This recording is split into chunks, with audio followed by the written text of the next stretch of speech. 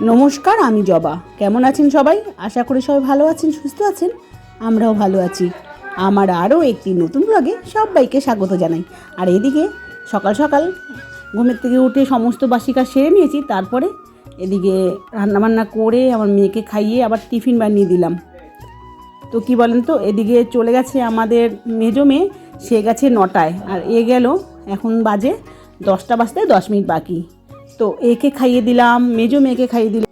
তো এই করতে করতেই আমার কিন্তু সময় পেরিয়ে যায়। তো যাই হোক, ও স্কুল চলে যাবে, তারপরে আমি দোকানে চলে এলাম। তো দোকানে কিছু মাল আমি মেপে নেব। কত আটা? আর ওটা কয় টাকা? একদিনে তুমি 4-5 লাখ টাকা বিক্রি হবে। 9টা কৌশিকা। তাহলে হ্যাঁ, ওখানে বাকি তাহলে বাড়ি ভাগে সমান নিবি। আইন যেটা বলছে ওটা আমি লিখে দিচ্ছি। রেজিস্ট্রেশন করতে দিলাম 30 টাকা। এখানে 9 কাঠা জমি, আমরা 3 ভাই, তো হইলে 4 ভাই। তুই ওখানে একটা ভাগ কর। কেন কালো হবে? আমি এই আইনের মধ্যে থাকবো।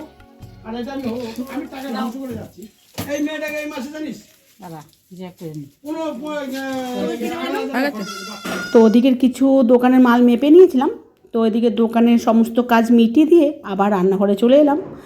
তো রান্নাঘরে এদিকে মেথি শাকটা বেছে আবার ভাজা করলাম। আর এদিকে লোটে মাছ এনেছিল, সেটাকে কেটে ধুয়ে ভালোভাবে পরিষ্কার করে রেখেছি। তো ওটাকেও রান্না করতে হবে। তো এদিকে দেখেন, আমার এদিকে শাক ভাজা কমপ্লিট হয়ে গেল। আর এদিকে সকালবেলা করেছি ডাল সেদ্ধ, তারপরে বিট গাজর ভাজা, মটরশুঁটি ভাজা। তো এগুলো সব করে রেখেছি, ওগুলো সব কমপ্লিট হয়ে গেছে। ওগুলো দিয়ে খাইয়ে দিয়েছি, তাদের স্কুল পাঠিয়ে দিয়েছি, টিফিনও দিয়ে দিয়েছি। তারপরে এইগুলো করলাম। তো এদিকে দেখেন আমার মেথি শাকটা ভাজা হয়ে গেল। আর এদিকে আমি এখন লোটে মাছটা ঝাল রান্না করব। আর এদিকে দেখেন দুধটা রেখেছি, সেটাকেও জাল দেওয়া হয়ে গেছে। তো রান্নাঘরে মোটামুটি অনেক কাজই হয়ে গেছে। তো এবার রান্নাটা করতে করতে আমার সমস্ত যেই কাজগুলো আছে সেগুলোও কিন্তু সেরে নেব। তো দেখেন এখানে দুধ পড়েছে এই ওভেনের ওপরে, সেটাকেও পরিষ্কার করতে হবে। কি বলেন তো, এই মেয়েদের কাজ একটার পর একটা লেগেই থাকে। এখানে পড়ে আছে নোংরা, ওখানে পড়ে আছে, সেগুলো পরিষ্কার করা, একের পর এক কাজ লেগেই আছে। মানে বলা যাবে না যে কোনো দিনও যে বলতে পারবো না যে আমার কাজ আজকে শেষ, এটা কোনো দিনই হয় না। একের পর একটা হতেই থাকে।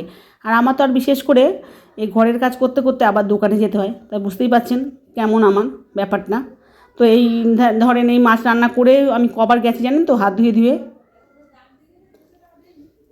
আমার 3-4 বার যেতে হয়েছে, তাদের মালও কিন্তু দিতে হয়েছে। সেটা কিন্তু আপনাদের সাথে শেয়ার করা হয় না, কারণ হচ্ছে এতবার আমি যদি এই ডাকছে এসে দোকানে, তখন আমি ভিডিও অন করে যে আপনাদের সঙ্গে শেয়ার করব, সেটা কিন্তু হয় না। মানুষ আমাকে আরও তো বাজে, এমনি বাজে বলেই, যে আমি এই ইউটিউবে ভিডিও বানাই তো আমাকে এমনি বাজে বলে, তো আরও বাজে বলবে যে হ্যাঁ দোকানে মাল নিতে এসেছি আর তুমি এগুলো ভিডিও করছো। এখন এর অনেক বাজে বাজে কথা শুনতে হবে। যাই হোক, আমার এদিকে মাছ রান্নাটা বসিয়ে দিয়ে ঢেকে দিয়েছি পুরো একদম, শুধু আস্তে আস্তে ফুটে ফুটে ফুটে ফুটে হবে। তো এদিকে আমি সমস্ত আমার আনাজের যে চুকলোগুলো ছিল সেগুলো সব ফেলে দিয়েছি। তারপরে বাসনপত্রগুলো মেজে নেবো একে একে, যা ছিল এগুলো মেজে নেবো। আর পরে যখন মাছটা রান্না হবে তখন শুধু কড়াইটা ধুয়ে নিলেই কিন্তু আমার হয়ে যাবে। তো এদিকে হয়ে গেল। এবার এই বাসনপত্রগুলো যা ছিল ওপর দেওয়া আগে সেগুলো জায়গা মতো রেখে দেবো। আর এখন যেগুলো ধুয়েছি সেগুলো সব উপর করে রাখবো। তো বন্ধুরা, আমার ভিডিও আপনাদের কেমন লাগে অবশ্যই একটা কমেন্ট করে জানাবেন। আর একটুও যদি ভালো লেগে থাকে অবশ্যই একটা লাইক দেবেন। আর এমন ভিডিও যদি দেখতে চান, চ্যানেলটাকে চাইলে সাবস্ক্রাইব করে রাখতে পারেন। আর অলরেডি যারা করে ফেলেছেন তাদের অসংখ্য ধন্যবাদ। তো এদিকে দেখেন, আপনাদের সাথে আমার গল্প করতে করতে সমস্ত বাসন নামিয়ে নিলাম গামলার থেকে। আর যে গামলায় জল জমে থাকে সেটাও কিন্তু ফেলে দিলাম। এবার যে বাসনগুলো ধুয়েছি একে একে সব উপর করে নেব। আরও কিন্তু অনেক কাজ আছে। এদিকে আমি সকালবেলা ঘুমের থেকে উঠেই অনেকগুলো জামা কাপড় ভিজিয়ে দিয়েছি, সেগুলোও কিন্তু কাচতে হবে। তারপরে এদিকে রান্নাঘর ঝাড় দেওয়া, ঘর মোছা, বাসন মাজা, এগুলো কিন্তু প্রত্যেক দিনেরই কাজ, সেগুলো তো করতেই হবে। কি বলেন তো, এক্সট্রা কাজ হচ্ছে 1 তারিখ থেকে 10 তারিখের মধ্যে অনেক কিছু মাল পাঠাতে হয়। মানে আমাদের যে খরিদ্দার আছে তাদের বাড়ি পাঠাতে হয়, তার জন্য অনেক মাল কিন্তু মাপতে হয় আমাকে, সেটা একটা এক্সট্রা কাজ। তো এই সমস্ত আমার ঘরে সমস্ত যে কাজগুলো আছে সেগুলো গুছিয়ে নিয়ে তারপর আবার দোকানে গিয়ে যে লিস্টগুলো আছে সেগুলো কিন্তু সব মেপে মেপে রাখতে হবে। যত বয়স্ক লোক আছে তারা কিন্তু সবসময় দোকানে আসতে পারে না, এরকম লিস্ট ধরিয়ে দেয়, তাদের কিন্তু মালটা পাঠিয়ে দিতে হয়। এটা হচ্ছে সেই সমস্ত কাজগুলো আমাকেই করতে হয়, কারণ আপনাদের দাদাভাই বাড়ি থাকে না। সেই লিস্টগুলো আমি দেখে দেখে মালগুলো মেপে রাখি, তারপরে সে এসে স্কুল থেকে এসে তারপরে মালগুলো বাড়ি বাড়ি দিয়ে আসে, আর তার সাথে আবার জলও দিয়ে আসে। তো একসঙ্গে দুটো কাজ হয়ে যায়। তো যাই হোক বন্ধুরা, কথা বলতে বলতে আমার বাসন মাজার সমস্ত কাজ হয়ে গেল। এবার যে রান্না করেছি, যেই লবণের কৌটো, হলুদের কৌটো যেগুলো আছে সেগুলো কিন্তু আমি প্রত্যেক দিন রান্না করার পর এইভাবে মুছে মুছে রাখি, নাহলে যে ওপর থেকে যে তেলটা লাগে সেটা কিন্তু সম্পূর্ণ পরিষ্কার হয়ে যায়, আর দেখতেও ভালো লাগে, আর নোংরাও হয় না। তো এদিকে দেখেন আমার লোটে মাছের ঝালটা খুব সুন্দর হয়েছে, তো ওটা আমি এখন নামিয়ে নেব। আর এদিকে প্রত্যেক সোমবার করে এই দাদাটা আসে, তার কাছ থেকে যদি কিছু প্রয়োজনীয় জিনিস আমার লাগে সেটা কিন্তু নিয়ে নিই। যেমন ধরেন নাইটি, ব্লাউজ, সায়া, এগুলো সবসময় না যাওয়া যায় না, এর জন্য এখান থেকে কিছু নিয়ে নিই যেটা যেটা লাগে। তো সরস্বতী পুজো সামনে, এর জন্য দেখেন বাচ্চাদের জন্য কি সুন্দর সুন্দর পাঞ্জাবি উঠেছে।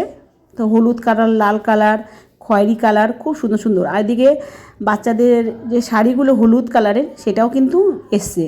তো এখন আমার মেয়েরা সবাই বড় বড় হয়ে গেছে, যখন ওরা ছোট ছিল তাদের জন্য কিন্তু আমি প্রত্যেক বছর ওরকম শাড়ি কিনতে হতো আমাকে।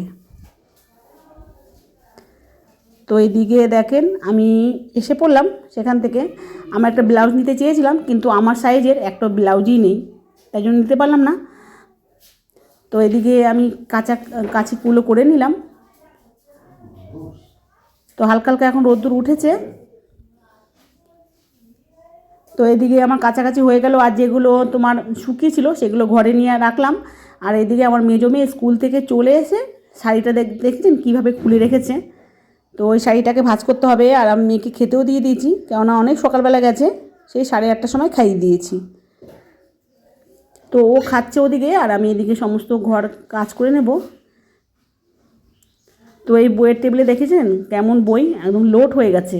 তো এগুলো এইভাবেই গুছিয়ে রাখতে হবে। এখন ওর পরীক্ষা শেষ হলে তারপরে যেগুলো যেগুলো লাগবে না সেগুলো কিন্তু সরিয়ে রাখবে।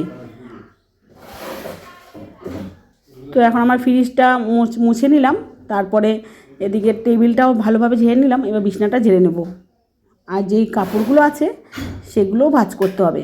তো ওটা ভাবছি যে চান করার পরেই আমি ভাঁজ করব।